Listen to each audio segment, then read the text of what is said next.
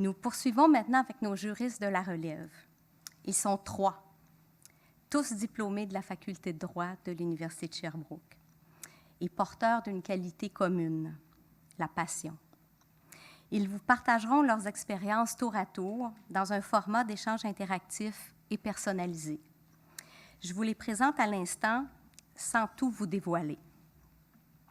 Maître Catherine Beauchamp, notaire et conseillère en stratégie successorale auprès du groupe Desjardins, section gestion de patrimoine et direction planification financière, fiscale et successorale.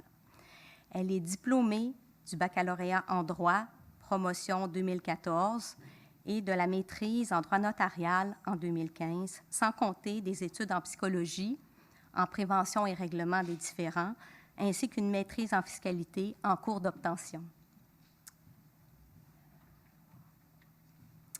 Maître Alexandra Sweeney-Baudry, avocate en droit de la santé au sein du cabinet BLG. Elle est diplômée du baccalauréat en droit promotion 2016 et d'une maîtrise de type recherche en 2018. Récipiendaire de plusieurs bourses et distinctions, notamment la bourse du meilleur mémoire de maîtrise de l'Association des professeurs de droit du Québec, elle agit à titre de chargée de cours au programme de maîtrise en droit et politique de la santé, sans compter le fait qu'elle a déjà plusieurs publications à son actif dans le domaine du droit de la santé. Et Maître Nicolas Croteau, avocat, actionnaire, président et chef de direction de Béton Concept AM, une grande entreprise de réfection en matière de béton située à Montréal. Sous son leadership, qui est inspiré par des valeurs de rigueur, de respect, de persévérance et de convivialité, l'entreprise a connu une progression sans précédent, autant au niveau du chiffre d'affaires que du nombre d'employés, faisant de Béton Concept un des joueurs les plus importants dans son secteur d'activité au Québec et en Ontario. Nicolas est diplômé du programme de droit et maîtrise en administration des affaires, promotion 2009. Je les invite maintenant à vous présenter chacun leur parcours et plus particulièrement ce qui leur a permis d'assumer, à leur jeune âge, de tels postes, de telles responsabilités. Il y aura d'autres questions qui suivront, mais je leur laisse sans plus tarder la parole. Merci. Donc, bonjour à tous. Merci pour l'invitation, Maître Gaulin. Ça fait chaud au cœur d'être avec vous aujourd'hui. On commence là, dans le fond, avec le parcours. Au niveau du parcours, un peu comme l'exposé Maître Gaulin, j'ai commencé avec le certificat en psychologie, ensuite le bac en droit, la maîtrise ensuite en droit notarial. Donc, par rapport à ce que disait Maître Jean-Lambert tantôt, j'étais dans la première cohorte de maîtrise en droit notarial. Donc, bon cobaye. Et tous ces 3 diplômes-là, je les ai complétés à l'Université de Sherbrooke. Puis, une fois que ça a été complété, je suis rentrée sur le marché du travail à titre de notaire. Une fois sur le marché du travail, j'ai été quelques mois dans un bureau qui était plutôt d'ordre généraliste. Après ça, je me suis joint au rang du réseau PME internotaire du Québec, là, dont a parlé Maître Lambert, en matière de droit des personnes et des successions. Donc, c'est vraiment à partir de là que j'ai commencé à me spécialiser, là, puis à faire à peu près exclusivement de la planification successorale et du règlement successoral également. J'ai été là quelques années. Puis ensuite, j'ai décidé de faire le saut. J'ai eu une opportunité pour faire le saut dans le milieu financier. En faisant le saut dans le milieu financier, en fait, j'ai pu rentrer dans l'équipe de direction planification financière, fiscale et successorale à la gestion de patrimoine Desjardins. Donc, on dessert principalement les clients de la gestion privée de Desjardins. Ça m'amène à travailler là, en collaboration avec principalement des avocats, notaires, fiscalistes, spécialistes en retraite, spécialistes dans le domaine des placements, des assurances. Donc, c'est une belle équipe diversifiée, multidisciplinaire. C'est certain que c'est une opportunité qui me permet vraiment d'enrichir mon rôle là, en tant que notaire auprès de mes clients.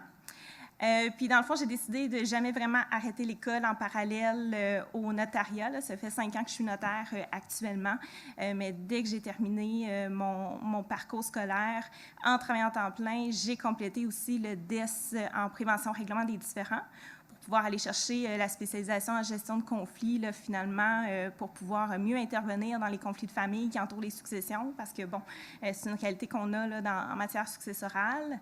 Et maintenant, comme le dit Maître Gaulin, je suis en train de compléter la maîtrise en fiscalité pour venir boucler la boucle, là, finalement, en matière d'impôt au décès. Donc, ça fait le topo du parcours en ce qui me concerne. Merci. Bonjour, moi c'est Alexandra. Moi, j'ai commencé au cégep en sciences humaines, puis un peu comme tout le monde qui va en sciences humaines, j'avais aucune idée de ce que je voulais faire. Puis ma grand-mère, qui travaillait en orientation, m'a fait passer un test de personnalité, puis elle m'a dit « notaire. Notaire, c'est une bonne idée, tu serais bonne. Je connais une notaire qui te ressemble, ça fit avec toi. » Donc, je me suis dit « OK, je me lance en notariat, en droit, en fait, là, au bac en droit. » Mais pendant mon bref parcours en sciences humaines au cégep, j'ai aussi découvert que j'adorais la philosophie. Mais étant un peu de nature anxieuse, je me suis dit, je n'irai pas faire un bac en philo, qu'est-ce que ça va me donner, qu'est-ce que je vais faire avec ça? Donc, j'ai poursuivi vers le droit. Et je me suis retrouvée ici à Sherbrooke. Initialement, ce n'était pas vraiment par choix, là, parce que je voulais rester proche de ma famille, mes amis. Donc, je visais plus Montréal pour des raisons vraiment familiales et tout. Mais je n'ai pas été acceptée en droit à Montréal, donc je me suis retrouvée à Sherbrooke, puis finalement, ça a été vraiment la meilleure chose qui m'est arrivée, même que j'ai rechoisi Sherbrooke pour mes études supérieures. Donc voilà, j'étais très bien ici. Pendant mes études, je me suis vraiment beaucoup impliquée. J'ai fait autre chose que d'étudier, mais j'étudiais beaucoup. Mais quand même, j'ai comme notamment participé à titre de tutrice au centre d'entraide à l'étude, ensuite coordonnatrice du centre d'entraide. J'ai aussi appliqué sur les postes qui s'offraient là, à titre d'auxiliaire de recherche, auxiliaire d'enseignement et tout, parce que je trouvais ça vraiment important de, oui, comme commencer mon parcours académique et universitaire, mais en même temps, tu commences un peu ton parcours professionnel, si on veut, à l'université. Donc, je me suis beaucoup impliquée. Et je ne sais pas si c'est encore comme ça, mais nous, dans le temps, là, les 2 premières années, c'était des cours obligatoires. Et à la 3e année, on avait enfin des choix de cours. Et là, étant donné que je m'en allais vers la profession du notariat, j'ai pris tous les cours préalables à la maîtrise en notariat, en fait, ceux qui sont suggérés là, par la faculté pour aider à l'intégration à la maîtrise en notariat. Puis finalement, pendant ma 3e année, l'appel à la philosophie est revenu. Je me suis dit, oui, j'ai vraiment envie de pousser plus loin cet intérêt-là. Et maintenant que j'ai un bac en droit en poche, je suis un petit peu moins anxieuse à l'idée de faire un peu de philo puis de la théorie. Alors, je me suis dit, bon, je ne fais pas la maîtrise en notariat, je fais la maîtrise de type recherche. Puis j'ai travaillé sur un sujet là, vraiment théorique sur le concept de légitimité du droit. Alors, ça n'avait vraiment pas rapport avec mes plans initiaux. Mais j'ai adoré la maîtrise, vraiment. Là, enfin, j'avais l'impression de faire exactement ce qui était destiné pour moi, en fait. Puis pendant la maîtrise, encore une fois, j'ai fait beaucoup d'autres choses parallèlement à mes études. J'ai notamment été impliquée dans des comités d'éthique. L'invité d'honneur tout à l'heure parlait de don d'organes. J'ai siégé sur le comité d'éthique de Transplant Québec, entre autres. Je me suis aussi découvert une grande passion pour le droit de la santé en travaillant avec une professeure extraordinaire qui travaille ici à Sherbrooke. Donc voilà, j'ai fait plein d'autres expériences. J'ai aussi décroché une charge de cours, comme Maître Gaulin l'a dit tout à l'heure. Donc, passion pour l'enseignement et tout. Alors, vraiment, la maîtrise a fait changer mon parcours du tout au tout. Puis, pour la première fois, je me suis dit, bon, peut-être que je vais aller faire le barreau. Parce que dès le départ, moi, il n'y avait pas question que j'aille faire le barreau. Ça ne m'intéressait pas du tout. Puis là, finalement, en me découvrant une passion pour le droit de la santé, je me suis dit, si j'ai à pratiquer et à ne pas faire, par exemple, de la théorie ou de la philo, ça serait en droit de la santé. Donc, le barreau était l'option un peu logique. Puis c'est aussi à ce moment-là que j'ai trouvé mon stage chez BLG en droit de la santé parce que je m'étais dit, ça me prend un stage vraiment axé sur ce domaine du droit qui m'intéresse, que je trouvais particulièrement humain. Alors, voilà, je me suis ramassée chez BLG donc à faire mon stage jusqu'en mars dernier et j'ai rentré comme avocate en plein temps de COVID, donc j'ai jamais eu de bureau, vraiment au bureau. Je travaille à distance, mais j'adore ça. J'ai vraiment une belle équipe en droit de la santé, là, des filles humaines brillantes et ça va super bien. Donc, voilà, j'ai passé de presque philosophe à presque notaire, à juriste philosophe et maintenant avocate en droit de la santé. Donc, c'est un peu ça mon parcours jusqu'à maintenant. Oui. C'est à mon tour. En fait, Bonjour à toutes et à tous. Merci à la faculté de nous avoir invités ici aujourd'hui. Ça a été un bel exercice de se remémorer un peu les 15 dernières années dans le but de venir vous parler de mon parcours. Pour ma part, ça a débuté à l'automne 2005, la rentrée 2005, où j'ai intégré le bac en droit ici à Sherbrooke. J'étais un petit gars originaire de Victoriaville, dans les Bois-Francs. Donc, ça impliquait le déménagement, arriver dans une nouvelle ville, connaît à peu près personne, ce qui s'est avéré être une excellente nouvelle. En fait, ça m'a permis de me rendre plus autonome, ça m'a permis de découvrir de nouvelles personnes, de rencontrer plein de gens avec qui j'ai tissé des liens très forts et qui sont encore là aujourd'hui. Donc, j'avais de l'intérêt à la base pour le monde des affaires ainsi que pour le droit. C'est un entraîneur sportif qui m'avait parlé du programme ici à Sherbrooke, novateur à cette époque, droit MBA, donc qui permettait de combiner le bac en droit et la maîtrise en administration des affaires au cours d'un parcours universitaire de 4 années, avec également les stages coopératifs intégrés dans le parcours. Alors, ça avait piqué ma curiosité. C'était dans cette optique-là que j'ai intégré la faculté de droit. Donc, on a fait la première année, postulé au MBA, j'ai réussi à être admis. Ensuite, je me suis impliqué à la faculté. Bref, j'ai vécu mon parcours universitaire de mon côté, je dirais, de façon très intensive, tant au niveau de l'effort dans les études que dans l'implication facultaire et sportive, toutes les activités. J'ai essayé vraiment de toucher à tout. J'étais curieux, j'avais de l'énergie. J'en ai encore aujourd'hui. Puis, je pense que c'est important de bouger, d'être dans l'action, de profiter du moment présent. Et c'est ce que j'ai fait à la faculté. Vous allez voir, il y a une panoplie de choses qui vont être avec votre disposition. Puis, n'hésitez pas à les saisir. Qu'on parle d'activités auprès de juges de la Cour supérieure que j'ai eu l'occasion de faire, qui est extrêmement enrichissante. Ça va être probablement la seule occasion que je vais avoir dans toute ma vie d'avoir été dans l'antichambre d'un tribunal auprès d'un juge. J'ai également été auxiliaire d'enseignement, entre autres avec Maître Gaulin, et superbe expérience également pour les cours de recherche. Je ne sais pas si ça se donne encore, mais bref, ça a été très, très plaisant pour moi de pouvoir agir à titre d'auxiliaire d'enseignement. J'ai été impliqué aussi au niveau de l'association étudiante. J'ai fait du sport au niveau sur la faculté avec les équipes entre les facultés. Donc, bref, ça a été un parcours super occupé, mais très enrichissant. Ensuite, la course au stage.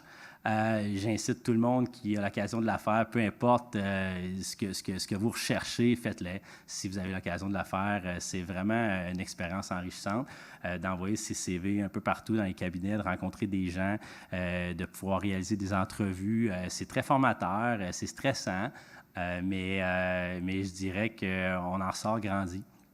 Donc, de ce parcours-là, moi, ça a été une fin heureuse. Je me suis joint à un cabinet qui, malheureusement, n'existe plus aujourd'hui, mais qui était un grand cabinet canadien, Ingham Blakey, où j'ai intégré comme étudiant. J'ai même eu l'occasion de pouvoir travailler au bureau de Vancouver pendant quelques mois d'étudiant et vivre les Olympiques de 2010 en présentiel.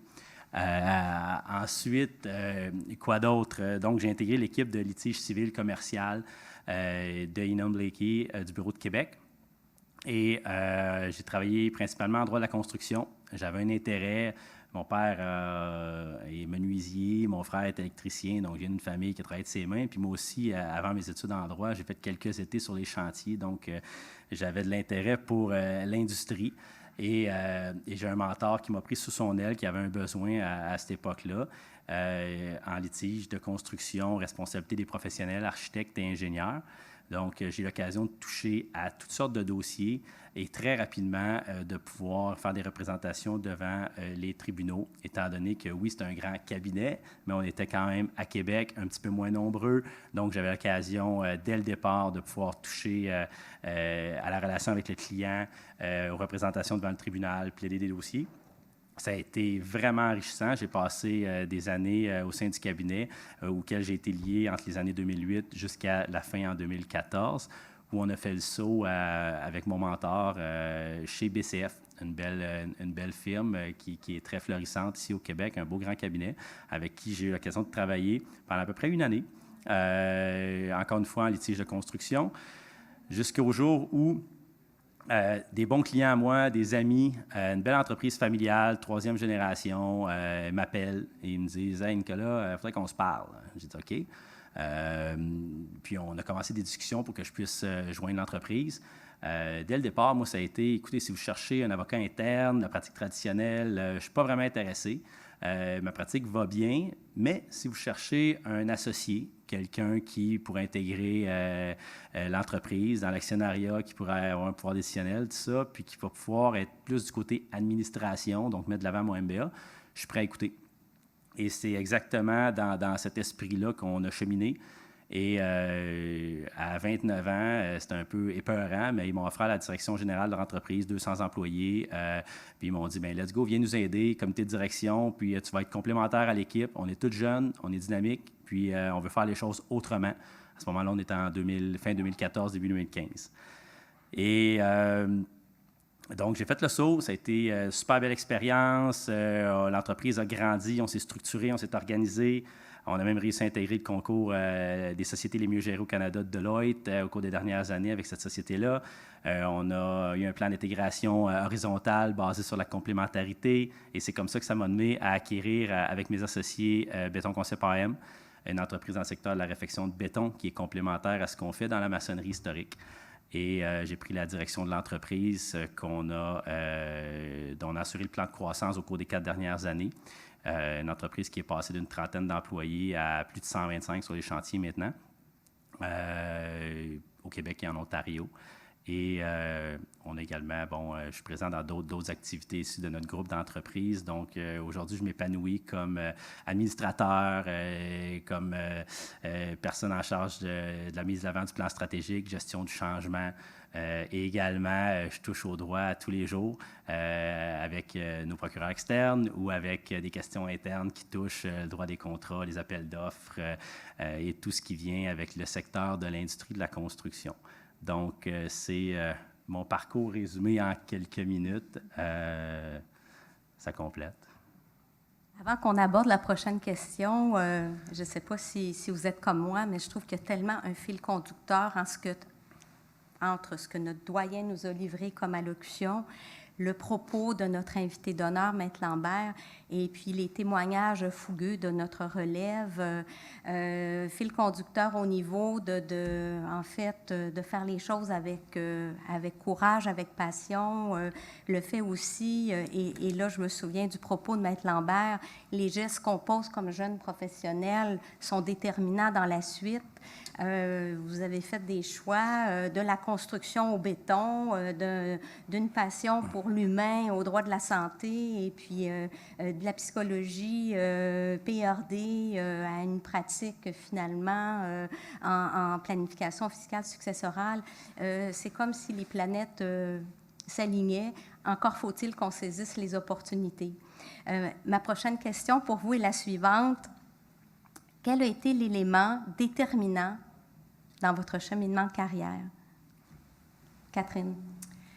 Moi, je dirais que c'est vraiment l'opportunité de rentrer dans le milieu financier parce que si... dans le fond, je suis vraiment dans une pratique, là, en pratique privée, dans une pratique traditionnelle en planification successorale, règlement successoral. Donc, j'étais quand même déjà spécialisée. Mais jamais j'aurais pensé à cette époque-là aller faire une maîtrise en fiscalité parce que si vous parlez avec mes collègues de l'époque, là, quand j'étais aux études, là, s'il y avait bien un cours que je détestais dans la gamme de cours que j'avais à suivre, c'était bien mon cher cours de fiscalité. Là, c'était clair et net que ça ne m'intéressait pas du tout. Moi, je voulais m'en aller en droit successoral, là, puis c'était clair dans ma tête.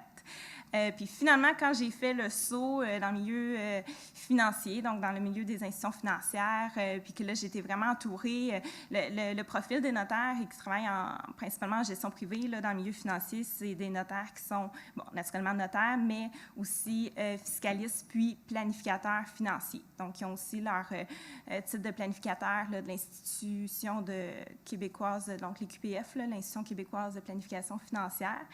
Donc là, j'ai comme perçu la planification successorale vraiment sous un autre angle, finalement. Donc, c'était plus juste là, la planification testamentaire en soi, mais c'était vraiment d'intégrer à ça là, tout l'aspect corporatif puis fiduciaire des clients qu'on accompagne, dans le fond, là, parce que finalement, le type de clientèle là, que j'ai actuellement, c'est vraiment surtout des entrepreneurs puis des investisseurs immobiliers. Pour être en gestion privée, là, pour vous donner une idée, principalement, c'est des clients qui ont des portefeuilles d'1 million de dollars et plus. Donc, ça peut être 1 million, 5 millions, 10 millions, 20 millions. Ils ont des structures corporatives fiduciaires assez complexes. Puis, dans le fond, la planification successorale qui vient avec ça, bien, c'est sûr que ça demande vraiment une spécialisation en fiscalité successorale, en impôts au décès aussi. Donc là, je me suis, contre toute attente, je me suis découvert vraiment un intérêt là, pour aller chercher vraiment tout l'aspect fiscal, finalement, les notions fiscales qui entourent les successions. Puis, en fait, ça revient un petit peu, on dit toujours de faire les choses avec passion, mais en étant passionné du droit successoral, c'est là qu'on comprend mieux tous les aspects qui viennent se brancher, dans le fond, à notre passion de base. Là. Donc, que ce soit la gestion de conflits, l'aspect psychologie, l'aspect fiscalité, finance et autres. Ben, dans le fond, on vient vraiment faire, tu sais, quand je disais tantôt, boucler la boucle, là, c'est vraiment ça. Là, ça permet une planification complète. Là. Donc, finalement, je me retrouve 5 ans plus tard à adorer mes cours de fiscalité. Puis, faut jamais dire jamais. Là. Donc, c'est ça. Moi, je vous dis vraiment là, d'être ouvert. Puis de faire les choses avec passion parce que ça va vraiment vous amener toutes sortes d'opportunités que vous auriez peut-être même jamais pensé. Un peu comme tu disais d'ailleurs tantôt, Alexandra puis Nicolas aussi, là, tu sais, c'est des parcours finalement qui nous ouvrent des portes. Fait que moi, l'élément, je dirais, l'élément clé, là, finalement, c'était vraiment mon entrée dans le milieu financier. Là. Ça a vraiment changé mes perspectives au niveau successoral. De mon côté, j'en ai parlé un petit peu tout à l'heure, mais c'est vraiment ma décision de poursuivre les études supérieures. En fait, ça a tout changé pour moi. Même si à chaque fois, je devais comme me battre pour expliquer pourquoi j'ai décidé de faire ça, parce que, tu sais, ta famille au spinel. Mais ça sert à quoi, ça, au juste, tu sais, faire une maîtrise en théorie? Parce que c'est sûr que dans la tête de monsieur, madame, tout le monde, on se lance en droit pour être notaire ou avocat. C'est normal, les gens se disent ça. Donc, j'ai eu beaucoup de questionnements. Puis même moi, souvent, je ne savais pas vraiment quoi leur répondre, honnêtement. Là, ça sert à quoi? Ça sert à quoi? Je ne sais pas ça sert à quoi, mais je savais quand même, comme j'ai dit tout à l'heure, que j'étais exactement où je devais être. Puis finalement, ça s'est avéré que ça a servi vraiment à plein de choses, là, comme autant dans mon perfectionnement, bien, dans mes compétences, l'acquisition de compétences et tout, comme en recherche, en rédaction, ma capacité d'analyser un problème juridique a vraiment changé. Ma capacité à structurer mes idées et tout, à remettre en question. Donc, vraiment, ça apporte beaucoup de compétences et ça me suit encore aujourd'hui, ça me sert encore aujourd'hui. Mais outre ça, comme je le disais, ça m'a amené énormément d'opportunités. Comme à l'université, j'ai obtenu beaucoup de postes, mais aussi à l'extérieur. Je me suis retrouvée finalement à travailler aussi en même temps dans des hôpitaux à Montréal, comme je le disais aussi, des comités d'éthique. Alors, sans la maîtrise, sans vraiment ma décision d'aller à la maîtrise aux études supérieures, toutes ces opportunités-là, dans le fond, je les aurais pas eues. Puis, bon, ça m'a permis de trouver un stage, comme je le disais, et de me découvrir une passion parallèle pour le droit de la santé. Puis surtout, mais ça m'a ouvert une porte parce que si l'appel à la philosophie revient un jour, bien, la porte pour le doctorat est toujours ouverte. Donc, il y a cette possibilité-là aussi qui existe pour le futur, on ne sait jamais. Alors voilà, ma décision vraiment de suivre mon cœur et d'aller faire des études supérieures a vraiment été pour moi l'élément déterminant là, dans le reste de mon parcours. De mon côté, je dirais l'élément déterminant, ça a été une des décisions qui a été les plus difficiles, là, ça a été de quitter la pratique privée de mon côté, une pratique que j'adorais et que je suis sûr que j'aurais pu m'épanouir à long terme. C'est super stimulant, je travaille avec des gens hyper compétents, des clients aussi également qui nous font confiance. C'est stimulant parce que moi, je suis un sportif un peu, j'aime ça le challenge, puis il y a quelque chose que je retrouve plus nécessairement dans ce que je fais aujourd'hui, même si c'est aussi stimulant, mais c'est la petite flamme des fois avant de rentrer en salle de cours pour aller plaider un dossier, faire des interrogatoires. C'est quelque chose que j'ai adoré. Pour moi, mener les interrogatoires, là, ça a été de très, très belles expériences. Et donc, ça a été extrêmement difficile de renoncer un peu à ça, en quelque sorte, pour aller dans un nouveau défi. Et le défi que je m'étais dit à l'époque, bien, le train ne passera pas nécessairement 2 fois. Il passe là, c'est super beau, c'est le fun. Alors, il faut sortir des sentiers battus. Et puis, quand je me couchais le soir, bien, je sentais que c'était pour moi un chemin logique, un chemin intriguant, et que je devais saisir l'opportunité à ce moment-là de sauter dans le monde des affaires. Mais ça a été tout de même très difficile. Aujourd'hui, par contre, je dis ça, je vous parle, puis je ne regrette pas d'aucune manière le choix que j'ai fait. On ne peut pas mener, je pourrais difficilement faire les deux, mais je suis très, très heureux dans ce que je fais dans le monde des affaires parce que je touche quand même au droit, je touche à la négociation, je touche à plein d'aspects qui rejoignent ma pratique d'avant. Et surtout, j'ai, comme on dit, les 2 mains sur le volant. C'est ce qui est plaisant, c'est que on n'est pas 50 associés, on est 4 et on avance ensemble et on a une super belle équipe autour de nous. Donc, l'autonomie à un jeune âge, décisionnel à tous les niveaux, pour moi, c'était plus fort et je vous dirais que j'avais peut-être pas à l'époque, même si ma pratique allait super bien, la patience d'attendre. Donc, ça a été déterminant. Et ce que je pourrais vous donner, puis ça va un peu rejoindre, tantôt je donnerai 2 autres conseils, là, on nous a demandé de préparer, mais peut-être en terminant, par rapport à ça, c'est... et n'hésitez pas, c'est ça, à vous faire confiance, tu sais, puis quand le train passe, bien, à sauter dedans un peu, puis à vivre le moment présent. Puis si vous faites bien ces choses-là, bien, le reste va suivre. À la dernière question, la conclusion de nos échanges de cet après-midi. Quelle belle sagesse chez cette jeunesse. J'ai noté là, ici des petites phrases. Profitez du moment présent, la patience d'attendre, soyez exactement où vous voulez être, suivez son cœur, sortir des sentiers battus. Alors tout ça, c'est, je pense, des conseils de taille pour les étudiantes et les étudiants qui nous écoutent. Mais en ajout de ces propos très sages, la question de la fin est la suivante. Vos 2 meilleurs conseils à l'intention de nos étudiantes et étudiants en droit. Et je me permettrai de mentionner ici, et je pense que c'est Alexandra qui l'a mentionné, que nos étudiants débutent leur parcours professionnel à l'université. Et ça, c'est tellement plein de vérité. Donc, créer des réseaux, créer des liens avec vos professeurs, ça peut ouvrir des opportunités, des portes de toutes sortes. Engagez-vous pour des causes qui font du sens pour vous, qui vous tiennent à cœur. Et ça aussi, ce sont des tremplins. Et ça, c'est le mot de mon doyen. Donc, des tremplins qui vont vous propulser vers le futur, puis un futur qui sera à votre image. Alors, on conclut avec vos 2 meilleurs conseils à l'intention de nos étudiants. Et je vous remercie. Moi, je dirais vraiment avec, c'est sûr que je pense qu'on l'a tous un peu dit, là, la passion. Fait que ça, c'est le premier conseil que je vous donnerais, c'est vraiment de suivre votre cœur, d'y aller avec la passion.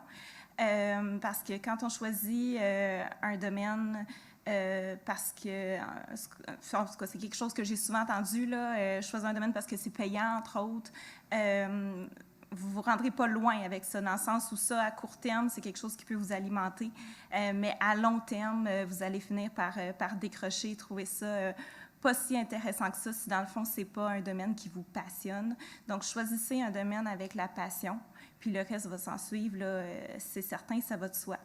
Mais sinon, l'autre conseil que je voudrais vous donner, sachant effectivement qu'on peut rentrer d'un fois dans le monde du droit, puis tout est nouveau, puis on n'ose pas trop nécessairement, mais moi, je vous dirais d'oser. vraiment oser. Je vais vous donner une petite anecdote là, par rapport à ça là, pour peut-être mettre en pratique ce conseil-là. Dans le fond, moi, je n'avais pas du tout là, dans ma famille de notaire ou d'avocat parmi mes proches, que ce soit au niveau des amis, de la famille et tout ça. Donc, quand j'étais au bac en droit, je voulais absolument me mouiller les pieds, là, si vous voulez, puis aller chercher l'expérience, puis savoir un peu c'est quoi ça, travailler dans un bureau de notaire, parce que je savais déjà au bac que je voulais être notaire. Donc, j'ai été à Sherbrooke, j'ai pris, puis on n'était pas encore rendu au stage, là, j'étais vraiment seulement au bac en droit. J'ai pris le bottin de tous les bureaux de notaire de Sherbrooke, puis je les ai tous appelés un après l'autre, en leur disant « Bonjour, je suis une étudiante au baccalauréat en droit et je me cherche un emploi, que ce soit pour faire des photocopies ou pour vous amener votre café le matin, là, ça ne me dérange pas. Je veux juste baigner dans ce monde-là puis voir qu'est-ce que c'est. » Donc, j'ai vraiment fait le tour des bureaux de Sherbrooke, là, comme ça. Puis je me suis dit, le pire qui peut arriver, c'est qu'ils vont me dire non. Donc, j'ai rien à perdre. Donc, finalement, il y a un bureau qui a fini par me dire, ben, je vais en parler avec mon associé, puis je te rappelle. Puis, ils m'ont rappelé, puis ils m'ont dit, ben oui, c'est parfait, on aurait peut-être à peu près 5 heures, 10 heures maximum par semaine à t'offrir. Puis j'ai dit, c'est parfait, j'ai pas besoin de plus parce que de toute façon, j'étudie. Donc, 5 heures à 10 heures, ça va être parfait. Donc, j'ai travaillé à temps partiel là, dans ce bureau-là en parallèle à mon bac en droit puis à ma maîtrise en droit notarial. Puis finalement, une fois que je suis devenue notaire, là, 4 ans plus tard, là, j'étais ailleurs, j'étais rendue dans le réseau PME Internotaire comme notaire. La notaire, qui était ma patronne à l'époque dans ce bureau-là de Sherbrooke, a communiqué avec moi, puis elle m'a dit bon, je sais que tu te spécialises dans le domaine des successions, puis que tu es en train de faire ta spécialisation en gestion de conflits. Est-ce que tu es partante pour qu'on se mette ensemble en équipe et qu'on publie un ouvrage, donc via les éditions Yvon Blais, qui est un éditeur juridique assez connu là, en droit. Donc, on publie un ouvrage qui va porter sur la médiation successorale. Donc, il n'y a pas vraiment d'écrit sur ce sujet-là actuellement sur le marché du droit. Donc, on pourrait se mettre ensemble, mettre nos connaissances ensemble, puis publier ce livre-là. Donc, c'est sûr que j'ai dit oui. Puis finalement, ça a été un travail de longue haleine, là, à peu près 2 ans et demi de rédaction. Et en mai 2019, l'ouvrage a été publié par les éditions.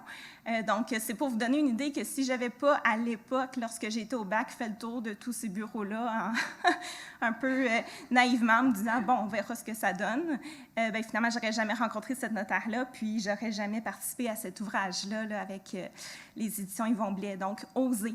Puis des fois, ça peut avoir l'air, tu sais, il y en a qui me disaient, bien là, tu n'as pas peur que les bureaux te disent, on n'a pas affiché de poste, ou je dis, ben non, le pire qui va arriver, c'est qu'ils vont me dire non, puis c'est tout, ça finit là. Fait que oser, je peux vous dire que ça peut vraiment vous ouvrir des portes que vous ne pourriez même pas imaginer, là. Mon premier conseil rejoint un petit peu ce que tu dis. En fait, moi, je vous conseillerais d'être proactif dès le départ, tant dans vos études, dans le sens on a la chance d'avoir un enseignement qui est exceptionnel ici à Sherbrooke. Prenez-le. Faites pas juste vous asseoir puis prendre des notes, puis juste comme étudier avant vos examens. Je vous conseille vraiment de prendre le temps de comprendre ce qu'on vous dit, de poser des questions, de réviser vos notes, de vous faire des résumés. Vraiment, je trouve que c'est vraiment important d'être proactif pour bien vivre cette expérience-là puis prendre tout ce qu'elle peut vous apporter. Puis proactif aussi, l'exemple des bottins est vraiment parfait, là. Proactif dans tout le reste, dans le sens que oui, il y a les études, mais il y a autre chose. Puis foncez si vous avez des intérêts, si vous êtes intéressé par le droit des animaux, il y a des comités, écrivez aux gens, manifestez vos intérêts, posez les bonnes questions, puis impliquez-vous vraiment dans ce qui vient vous rejoindre. Puis oui, il y a des opportunités, mes 2 collègues l'ont dit tout à l'heure, mais il faut être proactif pour aller les chercher, ces opportunités-là, parce qu'elles ne vont pas vous tomber du ciel, dans le fond. Elles existent, elles sont là, c'est génial, mais il faut vraiment comme faire un pas en avant pour aller les saisir. Donc, je vous encourage vraiment à le faire pour que votre expérience au baccalauréat et après, si vous continuez après, soit vraiment la plus enrichissante possible. Mon deuxième conseil, ce serait de rester ouvert au changement. Je pense que je suis quand même une bonne exemple. J'ai eu une idée là, dès le départ d'être notaire, puis ça aurait pu être ça, j'aurais pu être heureuse aussi. Puis c'est correct d'avoir des projets, en fait, il faut en avoir. Je pense que c'est motivant. Je pense que j'aurais peut-être moins mis d'efforts si j'avais pas eu mon objectif comme qui était d'être notaire. Mais avoir des projets puis avoir des objectifs, ça veut pas dire d'être fermé à d'autres opportunités. Je pense que c'est important de garder l'œil ouvert puis de suivre vos intérêts puis de comprendre que ces intérêts-là peuvent changer avec le temps puis c'est correct. Alors, voilà, soyez ouverts au changement. En fait, c'est une bonne chose de peut-être passer troisième. On dirait quasiment qu'on a préparé notre présentation ensemble, ce qui est pas le cas en fait, parce que mes deux conseils, peut-être ça va être un peu dit autrement, mais ça va rejoindre ce que mes collègues viennent de dire précédemment. D'abord, pratico-pratique, ça va peut-être paraître pédagogue un peu, là, mais je vous conseille d'aller à vos cours. Allez-y, soyez présents, dans le sens où... Non, mais dans le sens où, croyez, tu sais, allez à vos cours, soyez présents, vivez le moment présent. Tu sais, aujourd'hui, peut-être avec la technologie, c'est peut-être un peu plus facile d'être distrait. Le cellulaire, le laptop, les médias sociaux, des choses comme ça. Moi, ce que je vous dis, c'est que quand vous êtes en salle de cours, quand vous êtes là, bien, prenez des bonnes notes, soyez présents et soyez à l'écoute et écoutez pour comprendre. Et de cette manière-là, bien, ce que ça va faire, ça va vous donner du temps. Ça va vous donner du temps. Comment? Bien parce qu'en ayant compris, en ayant été efficace dans votre salle de cours, si on veut, bien, ça va faire en sorte que votre temps d'étude, après, va nécessairement être réduit, en tout cas à mon avis. Ça a été le cas pour moi pour quand même bien performer. Donc, ça m'a donné du temps de m'impliquer dans la faculté, de faire des sports, de rencontrer des gens, grosso modo d'être proactif, comme vient de dire ma collègue. Et ça m'amène à dire que aller sur le deuxième conseil, bien, c'est de faire bouger l'eau, comme on dit, d'avoir de l'énergie, d'être présent, que ce soit dans le monde professionnel ou encore durant votre parcours facultaire, de provoquer les opportunités en étant impliqué, en allant vers les gens, en écoutant ce qu'ils ont à dire. Comme ça, vous allez certainement, vous allez voir, là, c'est sûr à 100 %, il va y avoir plein d'opportunités qui vont venir devant vous parce que c'est un parcours universitaire qui est extrêmement enrichissant, c'est une super bonne formation. Puis vous allez rencontrer des gens ici, en étant souvent de plusieurs régions différentes, avec qui vous allez tisser des liens pour longtemps. Puis ces liens-là, bien, vous allez voir, là, on vous le dit, puis moi, on me l'avait dit en 2005, puis ça s'est matérialisé. C'est encore des amis aujourd'hui. Il y en a qui sont dans différentes sphères d'activité. Il y en a qui sont encore en pratique privée. Il y en a que, quand je pratiquais, c'était devenu mes clients qui étaient dans le monde des assurances. D'autres qu'aujourd'hui, moi, je suis leur client. Et on est des amis. Et surtout, on a une confiance et on a un lien ensemble qui ne va pas se perdre. On a vécu ensemble un parcours universitaire.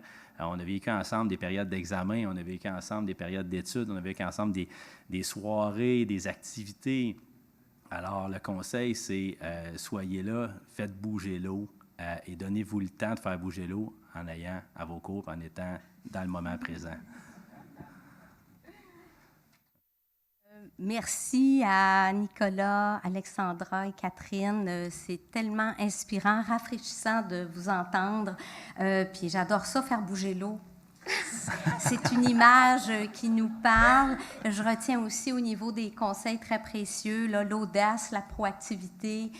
Merci d'être avec nous aujourd'hui. Je pense que c'est à l'intention de nos nouveaux étudiantes et étudiants. Là, c'était formidable de pouvoir lancer l'année de cette façon-là. Alors, merci à tous.